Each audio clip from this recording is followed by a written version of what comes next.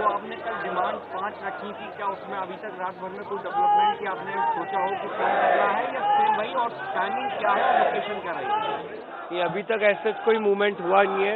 कल की मीटिंग में कॉम्पनसेशन और लीगल केसेस को लेके पॉजिटिव आंसर आया था, इन प्रिंसिपल एग्रीमेंट मिला था।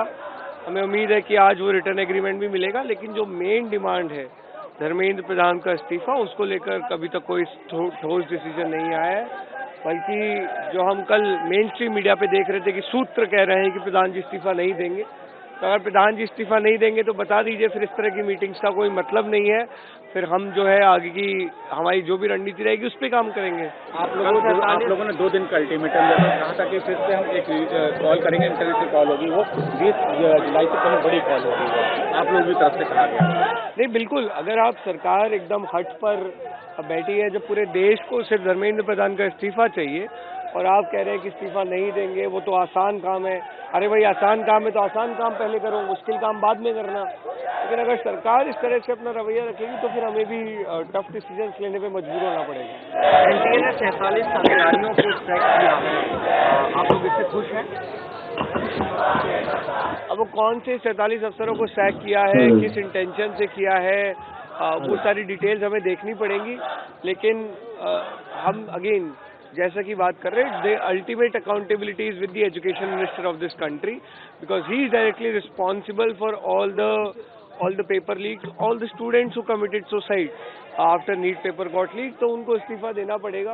और बाकी ब्रॉडर रिफॉर्म्स को लेकर हम लगातार बात कर रहे हैं। कल भी हमारी डेलीगेशन ने डिमांड चार्टर सरकार को सबमिट किया है, उस पर आप बिल्कुल काम करिए, उस पर तो हम आपके साथ हैं। सोनम वांगचुक ने कल एक वीडियो डाला, एक पॉलिटिकल लीडर की ओर से स्टेटमेंट आया था कि अन्ना हजारे पार्ट 2 है, जिससे वो मुझे लगता है काफी अपसेट हुआ। एक सोनम वांगचुक का वीडियो आया रात में, उन्होंने बताया कि मैंने कितने दिन फास्ट रखा, मेरे ऑर्गन किस तरीके से खराब है, उसके बावजूद आप इस तरह से। नहीं, देखिए, अगर आप सोनम वांगचुक जी की नीयत पे सवाल उठा रहे हैं तो उससे ज्यादा शर्मनाक कुछ नहीं हो सकता। जिस व्यक्ति ने 59 साल का होते हुए 26 दिन भूख हड़ताल रखी, कई दिनों से हम लगातार उनसे रिक्वेस्ट कर रहे थे कि अपनी भूख हड़ताल समाप्त कर दीजिए, बट उन्होंने बोला कि जब तक लीगल चार्जेस और कॉम्पनसेशन पे सरकार की तरफ से रिस्पांस नहीं आ जाता तब तक वो भूख हड़ताल नहीं तोड़ेंगे। पुलिस ब्रुटैलिटी को लेकर इतना ज्यादा परेशान थे। आप उन व्यक्ति की नीयत पे सवाल उठा रहे हैं, तो अब इसके बाद हम और क्या बोले।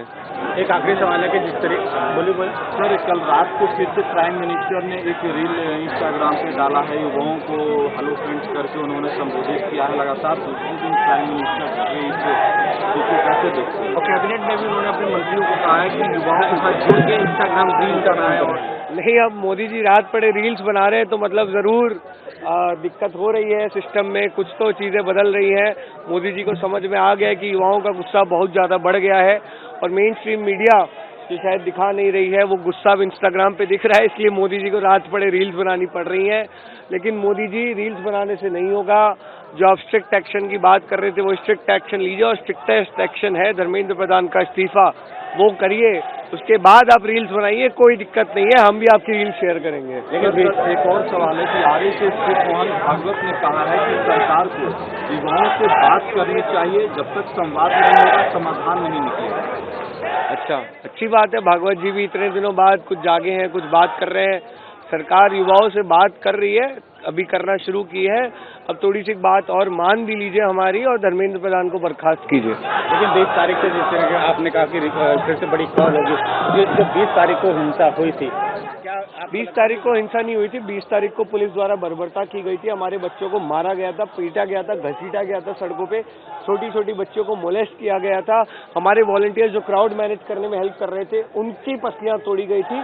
तो हिंसा कुछ नहीं हुई थी, बहुत शांत लोग हैं। आप अभी भी देखिए, जंतर मंतर भरा हुआ है 4 दिन से। एक हिंसा का आप मेरे को यहाँ पे इंस्टेंस बता दीजिए। शांति से यहाँ पे लोग बैठे हुए हैं। हाँ, अगला जो कॉल होगा उसमें दिल्ली पुलिस से हमें रिक्वेस्ट है कि please behave like professional police, गुंडों की तरह बिहेव मत कीजिएगा, और सब कुछ बहुत पीसफुल रहेगा। देखिए, मैं यही कहना चाहूँगा कि छोटी छोटी मछलियों को बाहर करने से कुछ नहीं होगा। धर्मेंद्र प्रधान का इस्तीफा लिया जाए, जिसे जिम्मेदारी और जवाबदेही तय हो, और एनटीए हो या और भी कोई भी बॉडी हो, उनमें स्वतः ही अपने आप ही एक डर बैठ जाएगा कि आप गलती करोगे तो आपका भी इस्तीफा हो सकता है। सीएम देर रात वीडियो डालता है इंस्टाग्राम पे और डियर करके संबोधित।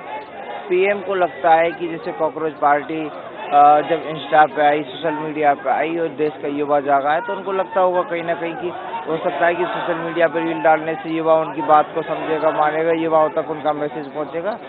लेकिन हम उनको बता देना चाहते हैं कि ये युवा ठान करके बैठा है कि जब तक धर्मेंद्र प्रधान का इस्तीफा नहीं होगा तो ये वापस घरों को नहीं जाएंगे। इसलिए हमारा कहना है कि ये युवा धर्मेंद्र प्रधान के इस्तीफे से नहीं हटेंगे, ये लेकर ही रहेंगे।